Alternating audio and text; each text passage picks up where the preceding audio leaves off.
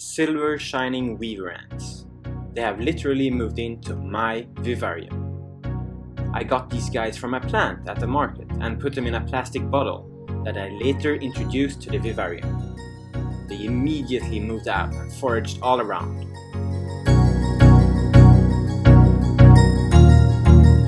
That's good. They explored every corner and every treetop.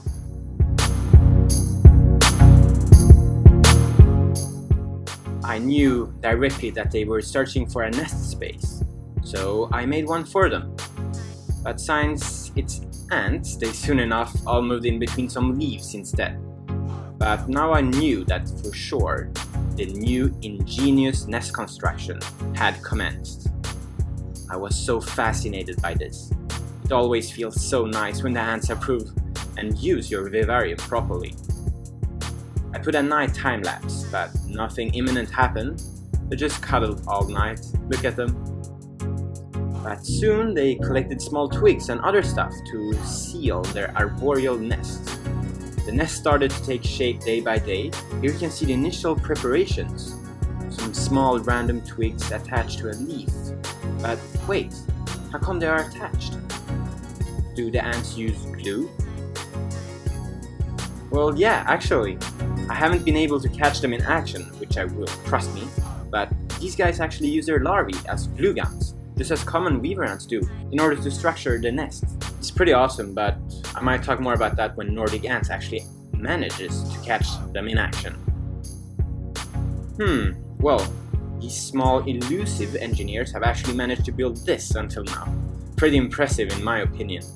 You can see how they have carefully collected twigs and leaves in order to seal their nest. Unfortunately, the nest is well hidden behind the treetops in the vivarium, preventing me from getting time lapses on the build, for example, but I might figure something out later on. But I am so happy they are established, which allows us to see their daily behaviors. They actually neglect all food I put in, like honey, except once when the honey was dispersed on a leaf. Quite interesting in my opinion. But they actually don't need the honey at all, since I see them tending aphids and mealybugs on multiple plants. You can see this white hairy thing. Well, that's a mealybug that ants lives in symbiosis with. I will explain it in more detail in another video, but just as I was about to film the ants tending an aphid, something horrific yet spectacular happened. A predator attacked a weaver ant. This spider jumped from a leaf above the ant and had pierced its venomous fangs deep into the abdomen of the ant. They struggled for a good 2 minutes. It was very ugly since both were equally matched. The spider was surely taking a great risk attacking this vivarium's biggest ant species so far. The ant really wrestled back and jumped around trying to make the spider go away. But it was in vain, since this undersized spider knew what she was doing. And when the venom started to take effect, the ant soon passed out. And oh, come on, cut the sad music for God's sake. Yeah, anyway, what is important to understand is that this is what is called population control. I must confess that I felt bad not helping the ant while filming this, but hey, The spiders gotta eat, and that's meat. This ant was unfortunate to get caught. Living in a vivarium might have some flaws. But except that incident, these guys seem to do extremely well in their new home. I can't wait to update you guys on them again in another video, because they have a very special and cool behaviors, like this, scratching and rubbing ass. These ants truly look awesome, but now, let's take a dive into the lake, as usual.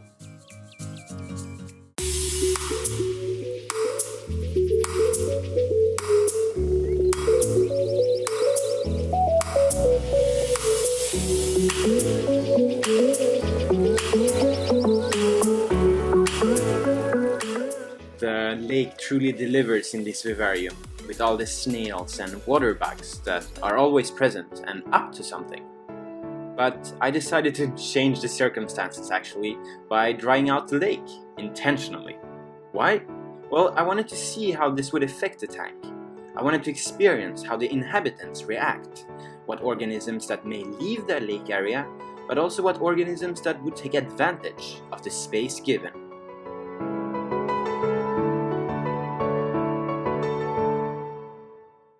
The snails clearly didn't mind it, and I made sure that the substrate was kept wet for them and other bacteria. I also saw some of our white worms from previous episodes just having a little walk over the lake. But then I also noticed a cricket carcass, and the ants from the dominating big-headed ant colony were scavenging on the bottom of the lake. I frankly didn't notice much more, but we yet haven't finished the experiment. It's time to add the water again. And I don't know if you troll your pets, but I keep trolling my ants sometimes, and this time, believe it or not, I actually got trolled back by my ants. So the plan was to make the water level rise beneath them and strand my ants on the floating cricket, like a floating meat island. And let's see, water level rises and oh my god, look at them.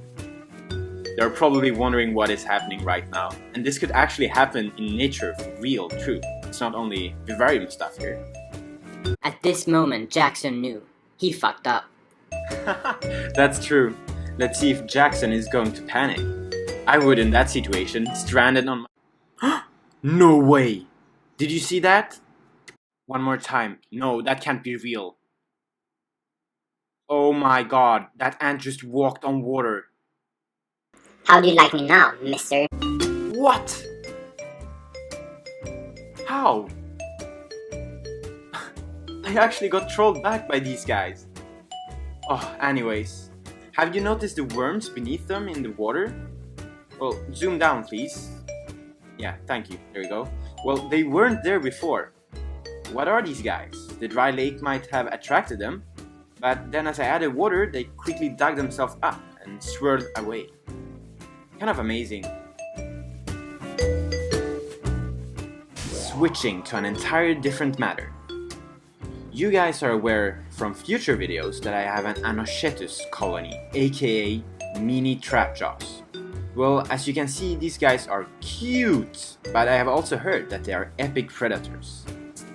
What if they cause a threat to our arrogant termites? Wouldn't that be awesome? So I decided to put them to the test. First, I transferred them into an awesome ANTS Australia acrylic nest.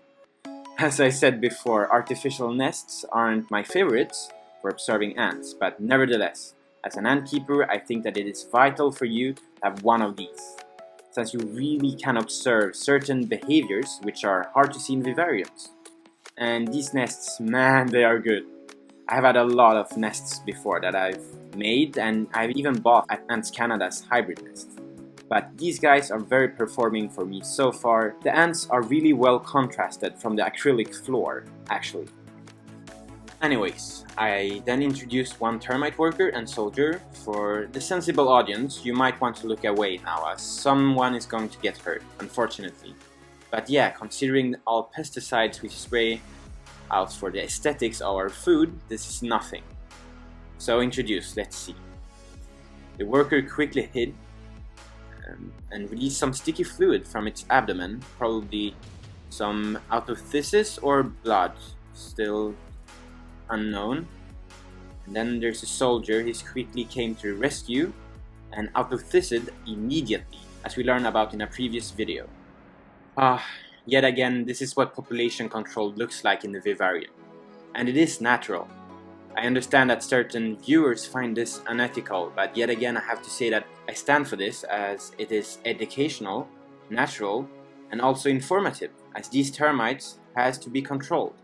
Situations like this with a soldier and worker that are left behind is common in the world of termites, especially against Capybara, the Asian army ant.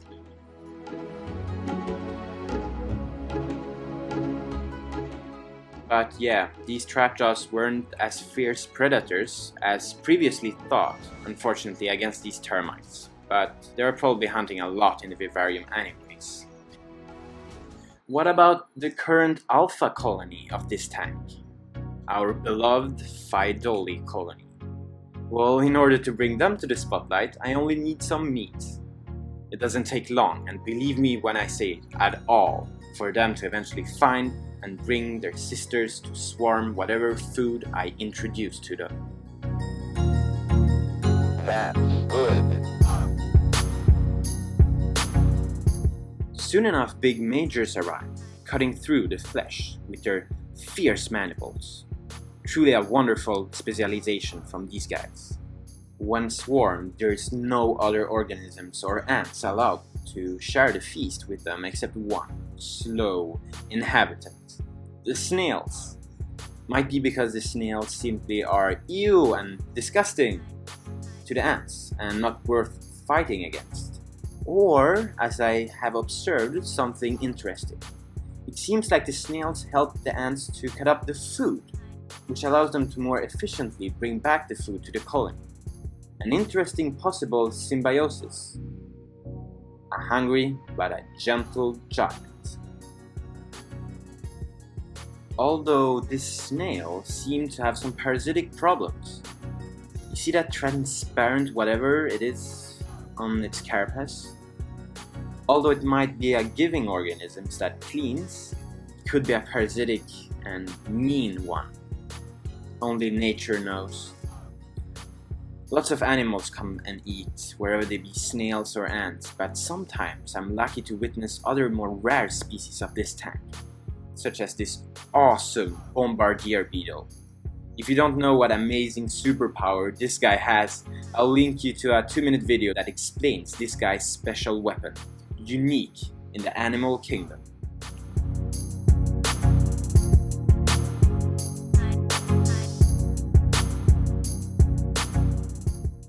But in the background of all this action around the meat, I can also sometimes see a small little cute gecko. His name is Bernie.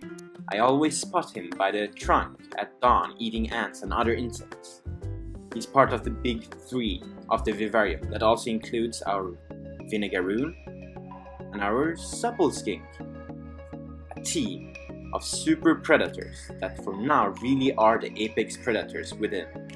But who knows what could eventually happen.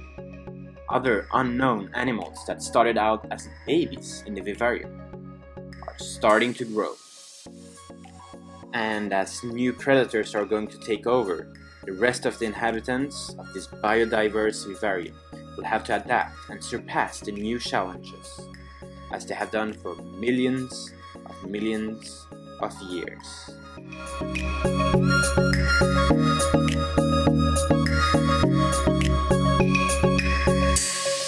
Quick question before ending this episode. Have you ever heard of the infamously invasive Argentine ant? Yep, we have a great problem ahead. See you in the next video!